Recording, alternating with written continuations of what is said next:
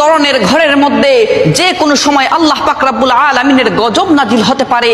এই 3 ধরনের ঘরকে আল্লাহ পাক রব্বুল আলামিন বড় অপছন্দ করে থাকেন। এক নাম্বার হচ্ছে যেই ঘরের মধ্যে নারীর আওয়াজ পুরুষের তুলনায় উচ্চ হয়ে থাকে, সেই ঘরের মধ্যে প্রতিদিন 70,000 ফেরেশতা লানত পাঠিয়ে থাকে। দ্বিতীয় নম্বর হচ্ছে যেই ঘরের মধ্যে অন্যের হকের মারা টাকা জমা থাকে আর সেই টাকা দিয়ে সংসার চলে, ওই ঘরের মধ্যে যে কোনো সময় আল্লাহ পাক রব্বুল আলামিনের গজব নাজিল হতে পারে।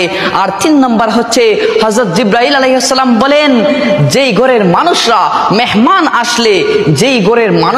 মেহমান আসলে অখুশি হয়, ওই ঘরের মধ্যে যে কোনো সময় আল্লাহর গজব নাজিল হতে পারে।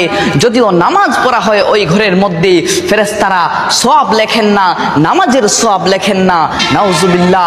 আল্লাহ পাক রব্বুল আলামিন এই 3 ধরনের বৈশিষ্ট্য থেকে আমাদেরকে যেন